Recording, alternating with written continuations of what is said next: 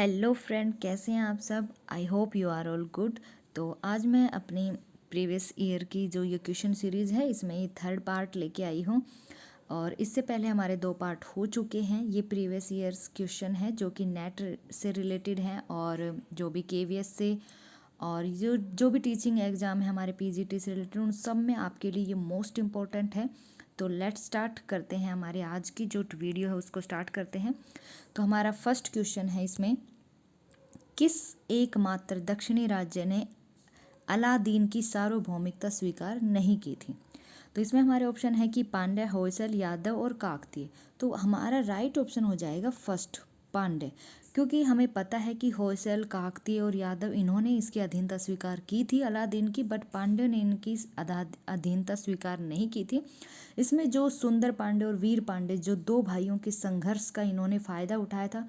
जबकि अगर धन की वजह से देखें, धन के दृष्टिकोण से, तो सबसे ज़्यादा जो फ़ायदा हुआ था इनको यहीं से हुआ था, पांड्य राज्य से ही हुआ था। उनको धन, सबसे ज़्यादा जो धन मिला था इनको।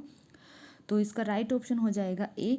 अब चलते हैं हमारे नेक्स्ट क्वेश्चन पे। नेक्स्ट है हमारा, अपने किस ग्रंथ में अमीर खुसरो ने कुतुबुद्दीन मुबारक शाह के शासन की राजनीतिक और सामाजिक दशा का वर्णन किया है। तो इनमें राइट ऑप्शन हो जाएगा हमारा नूह-ए-सिपेहर। नूह-ए-सिपेहर में ही अमीर खुसरो ने कुतुबुद्दीन मुबारक शाह की जो राजनीतिक और सामाजिक जो दशा का है उसका वर्णन किया गया है। जबकि खजाइनुल फतूह में अलादीन खिलजी की दशाओं का वर्णन है, उनकी विजयों का वर्णन है। और मिफ्ताहुल फतूह में जलालुद्दीन खिलजी और तुगलकनामा में गयासुद्दीन तुगलक के बारे में, उनकी विजयों के बारे में, जो उन्होंने खुसरो शाह को जो हराया था उस बारे में इसमें वर्णन मिलता है। तो हमारा राइट ऑप्शन बी हो जाएगा। अब चलते हैं हम नेक्स्ट पे।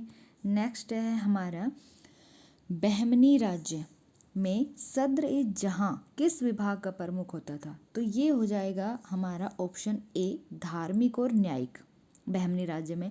और बहमनी राज्य में जो विदेशी होते थे उनको अफीका बोला जाता था। और इसमें सद्र जहां जो था वो धार्मिक और न्यायिक विभाग का प्रमुख होता था। तो राइट ऑप्शन ए हो जाएगा। अब चलते हैं नेक्स्ट पे। नेक्स्ट है हमारा कि निम्नलिखित का सही कालक्रम बताना हमें। तो ये हमारी कुछ ग्रंथ, पुस्तकें जो भी हैं, तो इनको हमें सभी कालक्रम में बताना है। तो सबसे पहले हमें पता है किताबुल हिंद हो जाएगी नंबर 1 पे।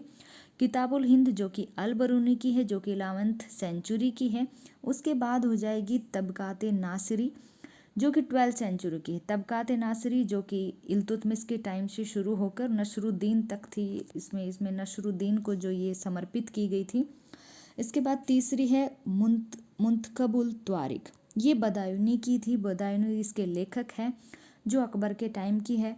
और लास्ट है हमारी मुंतखबुल लुबाब, इसके लेखक जो हैं वो खफी खान हैं, उनके द्वारा ये लिखी गई थी और गुप्त रूप से लिखी गई थी।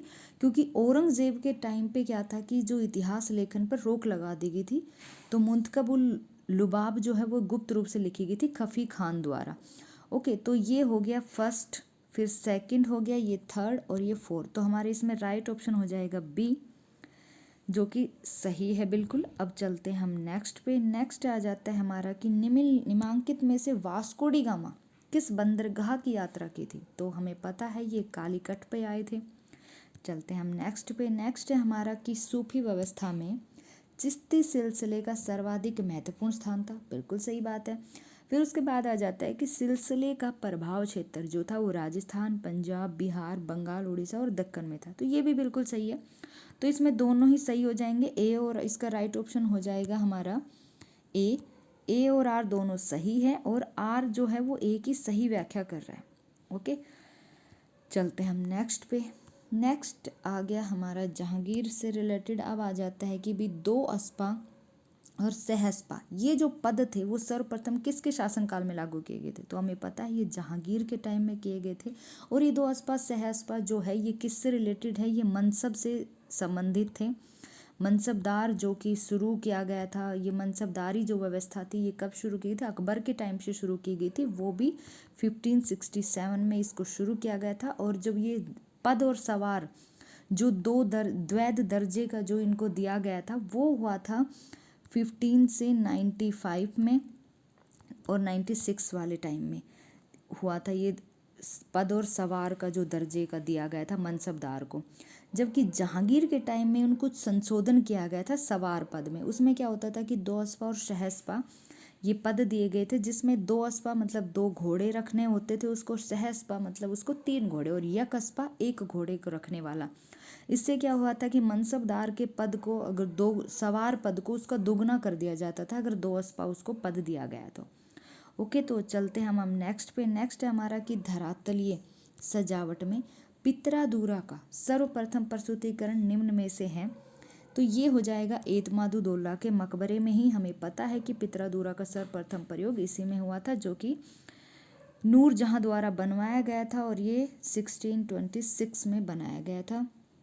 अब आ जाते हैं हम हमारे नेक्स्ट क्वेश्चन पे। नेक्स्ट में है कि जहांगीर ने नादिर उल जमा की उपाधि किसको दी थी? तो इसमें आ जाएगा अबुल हसन को।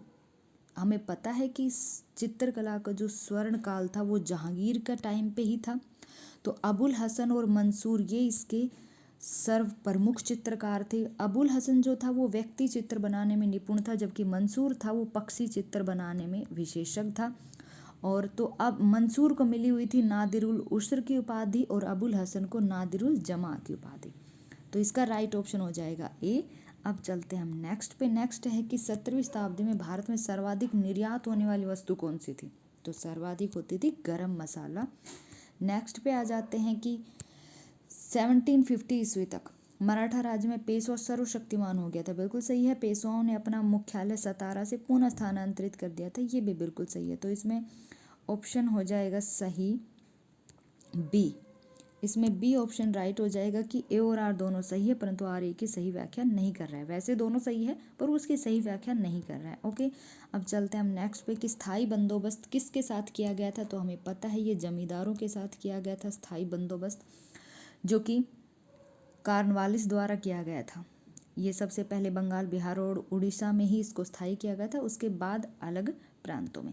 अब आ जाते हैं हम पारसी समाज सुधारक बहराम जी एम मालाबरी, ये अपना आंदोलन किस सुधार के लिए जारी रखा था? तो इन्होंने रखा था शिशु और बाल विवाह। ये बहुत ही मतलब इम्पोर्टेंट क्वेश्चन है, जो कि ज़्यादातर देखने को मिलता है। बहराम एम मालाबरी जो समाज सुधारक थे, तो इन्होंने शिशु और बाल विवाह के लिए क्या थे? ये कवि भी थे, लेखक भी थे, समाज सुधारक भी थे, और इन्हीं के प्रयत्नों से ही 1891 में एज ऑफ कंसेंट जो बिल था वो पारित हुआ था, जिसमें कि लड़कियों की उम्र, न्यूनतम उम्र, विवाह की उम्र निर्धारित की गई थी। अब आ जाते हैं हम नेक्स्ट पे। नेक्स्ट हमारा मैथ्स का है, तो इसमें हम मैच कर लेते हैं कि किसका क्या हो जाएगा। इसमें वज्जी का हो जाएगा वैशाली से मैच, चेदी का है शक्तिमती, वत्सो का है कौशाम्बी, गुरु है इंद्रप्रस्थ। तो ऐसा ऑप्शन हम हमारा कौन सा है इसमें देख लेते हैं। तो राइट ऑप्शन हमारा है बी, जो कि हो जाएगा एकदम सही। अब चलते हैं हमारा नेक्स्ट, ये भी मैथ से ही रिलेटेड है, जिसमें हमें बताना है कि तीर्थकर किससे रिलेटेड है। तो हमें पता है तीर्थकर जैन धर्म से हैं, कथा सरित सागर सोमदेव की है, बोधिसत्व बौद्ध धर्म से है, भरत कथा मंजरी क्षेमंदर की है। तो इसमें राइट ऑप्शन हो जाएगा ए। तो आज के हमारे क्वेश्चन यही थे।